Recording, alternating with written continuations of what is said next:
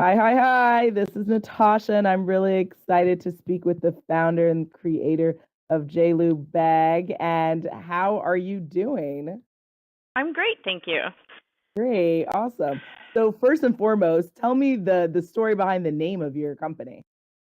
Yeah, so when I think like I'm an accidental entrepreneur, much like many entrepreneurs. I had another job when I started the company, and so unlike most designers who name their company after themselves, like Tory Burch or Kate Spade, I was afraid to use Jamie Lewis because I had another job, and so my nickname has always been JLew, and so that's how it came about. You, I love that. Okay. And then so you say you kind of happened into or onto entrepreneurship. Tell me a little bit about that. Yeah, so the real quick line is I created the bag that I wanted because I couldn't find it and it didn't exist. Mhm. I am an avid kind of workout person, much like most people in Manhattan, and I couldn't find a bag that I thought was nice enough looking or appropriate enough looking to carry to the office. And if you look around Manhattan, most people carry like a freebie Soul Cycle or a cheap little nylon kind of like made in Asia little bag or one Mhm. of those canvas totes for their gym bags, and they just look completely disconnected from their outfit, and it's not really professional looking. And so I wanted an oversized bag that could hold everything to get me throughout my day instead of carrying multiple bags and looking like a bag lady. And I couldn't find one, so I decided to make one. Nice, nice. And you particularly you do boxing, right? Yep, that's how it started. But we're seeing them all over airports, really, across the U.S. They're great for travel, for carry-on bags, for weekend bags, that sort of thing. That's probably where the most practical use for them. Okay, travel bags. Great. Now, what Mhm. were like resources that you used to start your business? Because I know, first of all, fashion is a very complex and very dynamic of an industry, but what were I guess, the key steps to you being able to go forward with identifying there was a need and that no one was fulfilling it? Well, I mean, I had spent years looking for a bag like this and I couldn't find one. And so then it really was just putting one step in front of the other. There was a snowstorm in New York and there was a fabric store across the street from my apartment. I had a $20 sewing machine in my apartment at the time that I think Hmm. I bought at Macy's to hem curtains or something. And so I just decided that was a fun little snowstorm activity would be to make a bag, and I just became obsessed to the point where I was Hmm. sewing like 9 hours a night after work. And 9 months later, I got to the point where I thought I had something kind of nice, and I started showing it to people. And one woman said to me, "Well, maybe you should go back to school and learn how to do this," which kind of crushed me. But then I signed up for classes the very next day, and I went to FIT at nights while I still had my job. And really, it was through that process we began working with leather, which I hadn't done kind of in my apartment. And I really enjoyed it, and the professor actually said, "Well, why don't you just do it for real?" And so then I went on the hunt for sourcing manufacturers and prototyping, and then we had what was a beautiful bag, and so I figured, well, now we need a website, now we need a company, and so it literally was just one thing after another, and that's how it all kind of came about. That's great that you took the initiative to like go to school and actually learn your trade more. Do you feel like enough entrepreneurs take the time to do that? Well, I'll tell you, it is a key component to our success, I would say. Hmm. Um, we work with the very best manufacturer in the United States, Hmm. and I like to go into rooms and say, "Who has the fanciest purse here? Now let's compare it to my bag, and I'll show you why mine's better." He is an artisan and a craftsman, and he made me interview for 2 days before he would take me on as a client, which I thought was a little bit ridiculous because I figured every manufacturer in the U.S. was going to be scrambling for business, Hmm. but he's picky about the clients he works with, and so he kind of doesn't have the patience to deal with someone who doesn't know that vocabulary or that language or appreciate his skill and art. And so, I had to bring in samples of what I had made and why I thought he could do something better and talk through, because it's really an iterative teamwork type process. You Hmm. don't just design something and hand it off without, I have an appreciation for what he's able to do, and he has an appreciation for kind of what we're trying to do. And so that relationship developed because I went back to school, honestly. Wow, very cool. Okay. And what would you say has been the most important lesson that you've learned on your entrepreneurial path so far? That's a lot harder than I thought it was going to be. Ah. um, I went to business school. I worked on Wall Street for 20 years. Mhm.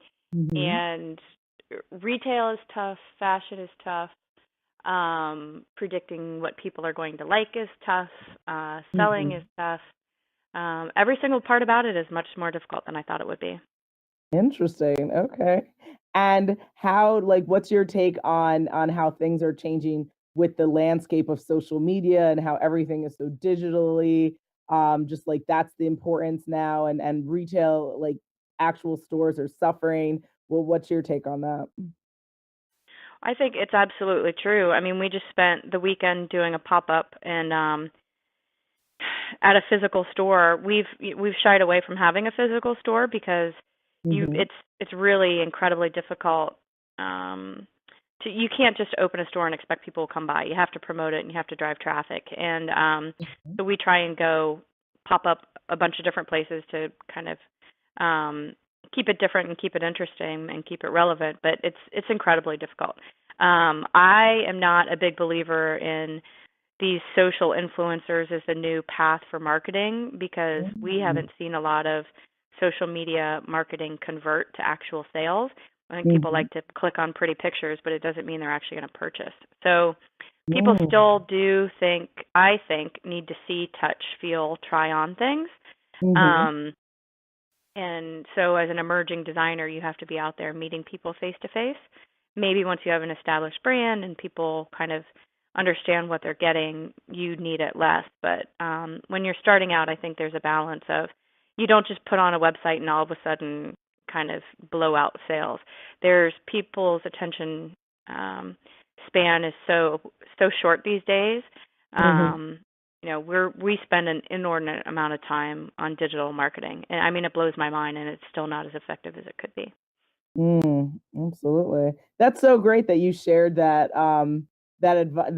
like your opinion on influencers because it is interesting. I think that for some businesses they are mostly driven by their relationships and collaborations with bloggers Mhm. and influencers, but I've heard the same that for some brands they just feel like it's not necessarily the mecca for every business or every industry. Interesting. Do you think that that's going to change then?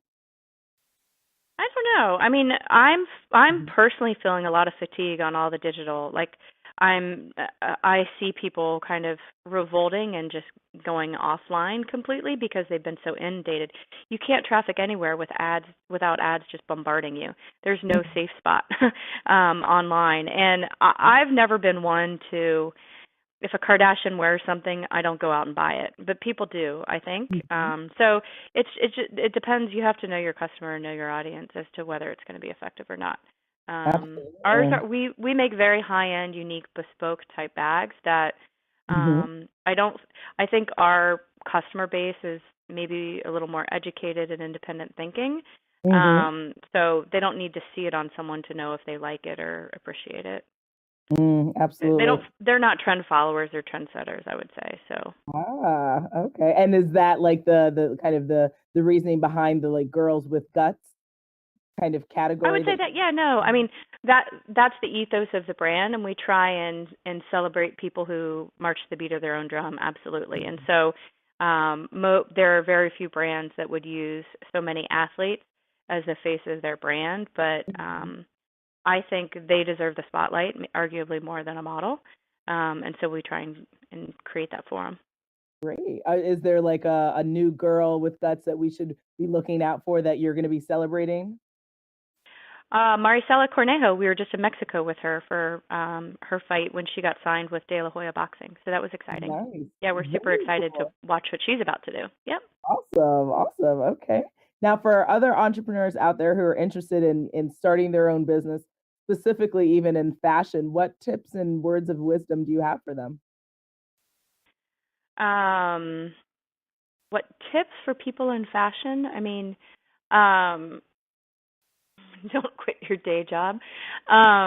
It's it it takes it just if you're if you're passionate about it, you should absolutely pursue it, and Mhm. just understand that it really, you're not going to be the next fidget spinner or selfie stick probably. It's going to be, it's you're not going to be an overnight sensation. It's a longer slog, and so Mhm. just have that mindset when you go into it. Gotcha, gotcha. Just like practicality and just like do that grind and hustle, sticking with it, Yep, right? exactly. Gotcha. Okay. So, are there any like updates or things that people should be looking out for either new products or new updates or campaigns for the company? Yeah, for sure. So we just launched this Georgia and Frida clutch collection that's more like a purse and less like our oversized bags, to give people a more normal kind of price, more accessible price point. So they're $150 and they come with a tassel, a wristlet, and a chain strap, so you can make it over the shoulder or cross body. They're Mhm. adorable. One's made with recycled denim with kind of a racer stripe leather trim, and the other is a really beautiful bubble print lamb with like a little metallic silver mixed in and the same kind of racer stripe style. So those are great. And then we have soft launched a crossover bag, which is, sometimes we jokingly call it the man bag, but it's more, a little bit more of a briefcase type looking bag, but it would still fit a pair of men's tennis shoes. And it also has a detachable crossbody strap. So it's a really cool, unique shape, and it's also made with genuine vegetable tanned Italian leather. Very So cool. I great gifts love for the holidays. Yeah. Yeah, absolutely. Okay. And if women want to get in touch with you, they want to support what you're doing or collaborate with you, where can they reach you? Sure. All of our information is on jlewbags.com, JLEWBAGS.com. Mhm. And then our Instagram, all of our social, it's at JLEWbags, plural.